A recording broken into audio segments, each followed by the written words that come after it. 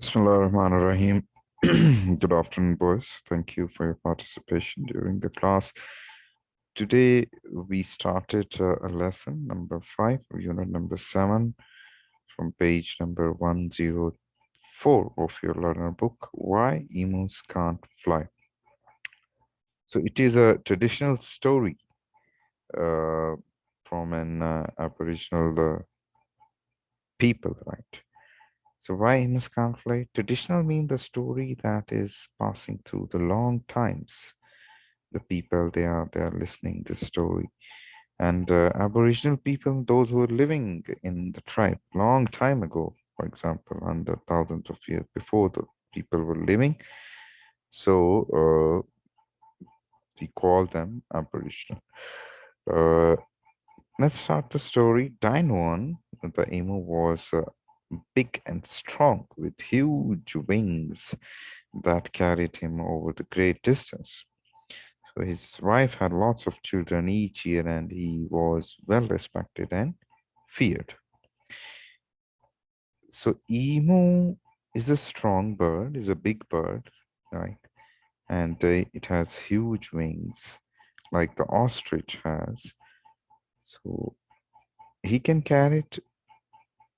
He can run very fast, although, and he can cover a great distance in few moments. His wife has lots of children every year, and that's why he was very well respected between the birds. So, he also had some enemies, any other, right? Especially the Gumbel right? The brush turkey. He was very jealous of Emo's power of flight and the way he could run swiftly. Swiftly mean fastly, right? Here, he huge mean big. So over the vast plains without tiring, because of his big leg that he can run very fast. So the brush turkey was very jealous with him. So he made a plan to hurt Emo, and he told no one about it except for his wife. He waited until he knew that the emu was going out on the plain to feed, and he made sure that he got there before him. He held his wings close by his body, ruffled up his feathers, and sat on the ground where the grass was rich and long. And he started waiting for the emu. When emu had eaten a lot of grass and was in good mood,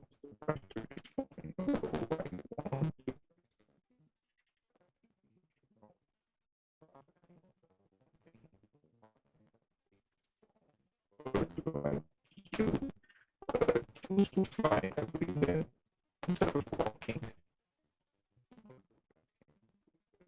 Great surprise. And how else would he get anywhere he wanted?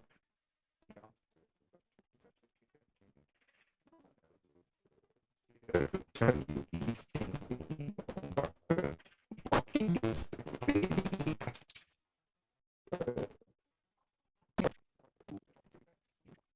Flying, you should walk. So, yeah, give me a minute.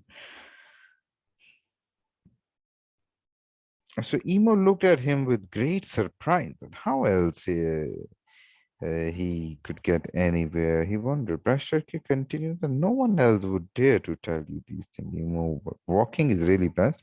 Flying is something that any bird can do. It's common, right? And ordinary. So it's only men and strong birds like you and me who can get about by walking. It's a sign that you are special, but Emu thought about it and replied, perhaps you are right. I will talk to my wife about this in this evening. And off Emu went striding across the plain.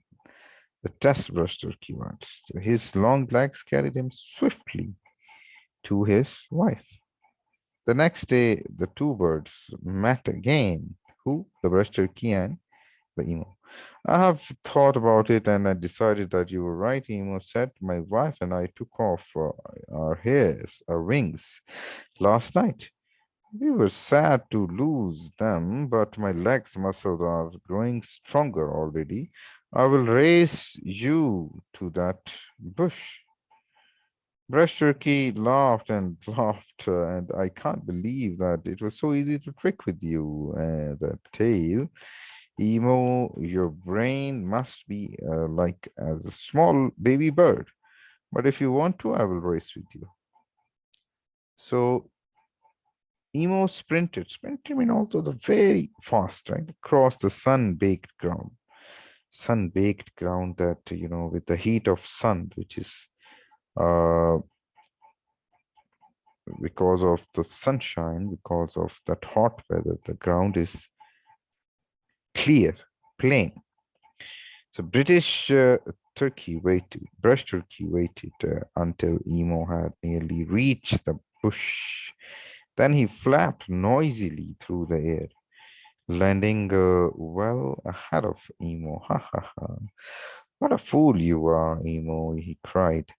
The other animals will never respect a bird who cannot fly. Emo was angry. He rushed at Brush Turkey, striking out at him with his powerful legs. But Brush Turkey just flew away, laughing. Emo sadly walked home to tell his wife that how he had been tricked, or they had been tricked, because the both of them they cut their wings. A whole year went by. Emo never said anything to Brush Turkey about the loss of his wings, and this puzzled Brush Turkey. Emo's legs grew stronger, and soon he was able to run as fast as the other could fly. One morning, Emo took his two largest children out with him, leaving his other 14 in their mother's care. He met up with the brush turkey and his wife and their noisy family. Busy? Asked Emo, right? Emo asks the brush turkey, are you busy? Uh, it's hard to work all the day long just because we're trying to keep all our children's stomachs full. And they still look so thin. We are trying to teach them to hunt for their own food, but we haven't had much luck so far. So, yes, I can see that, replied Emu. But the trouble is that there are too many of them. They don't get a chance to grow big. We sent most of our children to live with their family, with the other families. Who? Emo said to the brush turkey. Now the Emo is going to trick with the brush turkey. We thought that the only way to have strong, healthy chicks was to only keep the biggest. See how much bigger my two are than yours. The next generation will be the real birds. Brush Turkey and his wife walked around Emo's chicks and thoughtfully whispered together. Emo walked off with his chick, chuckling quietly himself, chuckling like the birds speak, like we call it chuckling. So the following day, he met Brush Turkey on the plane. I have taken your advice, Emo, Brush Turkey said. Here are my two biggest chicks. The other he gave to live with their aunts and uncles. What do you think of this strong pair? Emo laughed and laughed. What a fool you are, he said. A bird's strength lies not in his ability to use his wing, but in the number of his children. I'm sorry for you, my friend, but perhaps it will teach you that the brush turkeys are even more foolish than emos. And that is why emos have so many chicks but cannot fly, and why brush turkey only lay two eggs in 1 year. So that is the summary of the story, and in our next class, we will write the questions and answers of this story, emo, and why can't emo fly, right? Or why emos can't fly. See you in the next class. Take care and goodbye.